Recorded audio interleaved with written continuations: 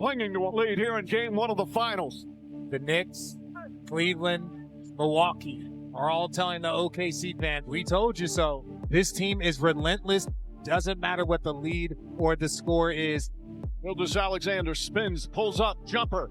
Off the mark, won't go. Rebound, Neesmith. Pacers with a chance to win it. Halliburton driving, pulls up, jump shot. It's good! It's good! With 3/10 of a second remaining. Tyrese Halliburton does it again. Indiana takes game one.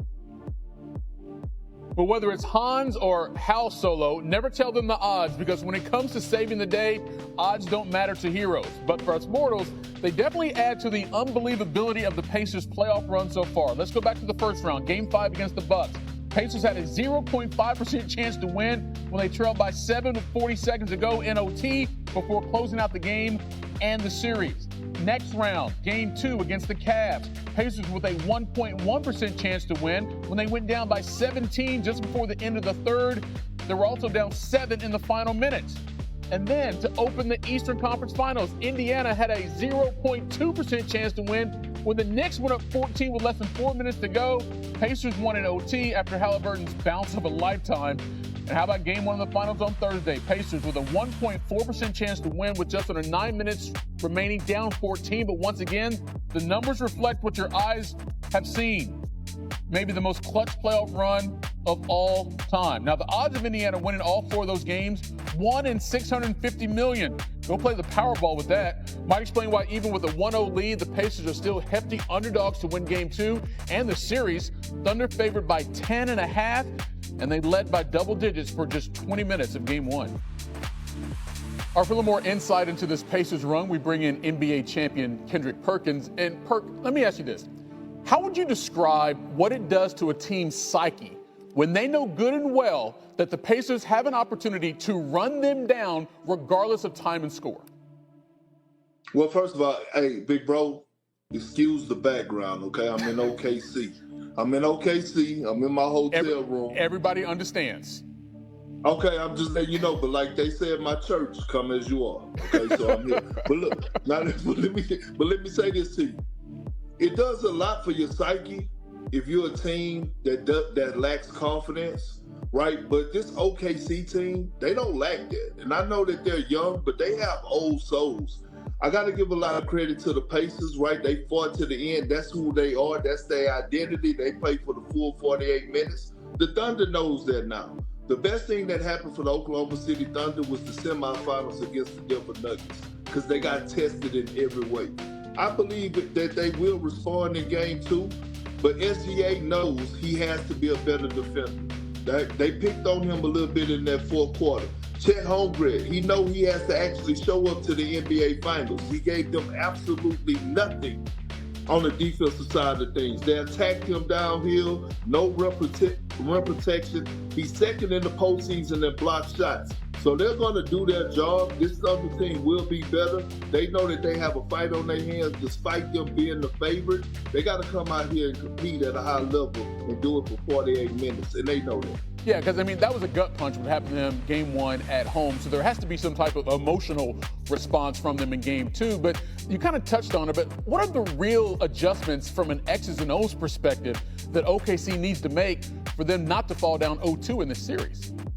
Well, one, don't go with that damn extra small lineup where they don't have one big man on the floor. All right, I bet you they won't do that again. You cannot go with 5 smalls. Otherwise, we will see what we saw, Pascal Siakam and Obi Toppin having a field day. Secondly, the SGA, he did his part. He got to be a little bit more efficient offensively. But J-Dub has to show up to the NBA Finals. He has solidified himself as a bona fide number 2 option. Right, and I get it. You're going to have bad games. It's how you respond. He talked about the pressure today in his interviews today at practice. He said he loved pressure. That means it comes with responsibility. I expect him to have a big night and be that Robin, that 1B that we've been seeing him be to SGA throughout the course of this postseason. Yeah, because Game 2 is crucial here for the Thunder. Teams that go up 2-0 in the finals have a record of 32-5. In Game 2, Sunday, 8 Eastern, 5 Pacific on ABC. Kendrick Perkins and his mirrors join us here on SportsCenter. Appreciate you. So reflective. OKC needs to bounce back now with the Pacers up 1-0. Look, game one, SGA had 38 points to lead all scorers. But Chet Holmgren and J-Dub, Jalen Williams, like Perk said, not so great. They only had 23 points combined. OKC specializes in bouncing back after losses. But as Tim McMahon tells it, to get the dub in game two, the Thunder need more from their other two. As Mark Daigneault said, usually delivering in the finals is not on the curriculum for third-year players. It's a credit to Jalen Williams and Chet Holmgren that they have thrust themselves into that situation. They were major factors in the Thunder's run to get here, but their finals debuts were disappointing. OKC's young stars embraced the burden of needing to be better in Game 2. Just try and think of myself as somebody that's very uncommon. I don't ever think that I'm in my third year, because then that allows me to make excuses. So I usually just go out there and play. Pressure is a privilege, so I enjoy being counted on and doing that. I just think I've been counted on since, I feel like last year, to be totally honest, just in regards to like being there for two and the rest of the guys, and now we're here in the finals, so I don't really see it that much different. I feel like I could have slowed down and, kind of finished some of those plays at the rim. Obviously it hurts, a 1-point loss. One single difference on one single play could have decided the game throughout the whole game. Williams and Holmgren don't need to look too far for proof that a third-year player can play a starring role in the finals. The Pacers' Pascal Siakam is a prime example. He was in his third NBA season when he had 26 points and 10 rebounds in the Raptors' championship-clinching win. In Oklahoma City, Tim McMahon, ESPN. Of course, OKC would like to lead the series, but the Thunder might have the Pacers right where they want them. I mentioned how good they are after a loss. 17-2 this season, coming off a loss, including the playoffs in the NBA Cup. The best since 1986-1987 Lakers, who ended up winning the title. Tyrese Halliburton has gone 12 for 14 on go-ahead or game-time shots in the last 2 minutes of games this season, with 4 of them coming in the playoffs. And let's relive all 4 of them. First round, Eastern Conference playoffs, Bucks-Pacers, Game 5. Less than 10 to go in OT. Halliburton drives past Giannis and lays it off the glass.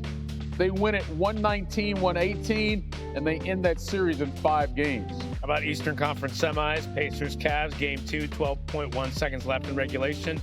Down 2, Hallie misses the free throw, gets the board, resets, step back, 3, come on. Watch this. Ty Jerome can't handle it. Step back 3, win. 11 points in the fourth quarter. Pacers win Game 2. And he had a message for those players who voted him most overrated. Overrate that.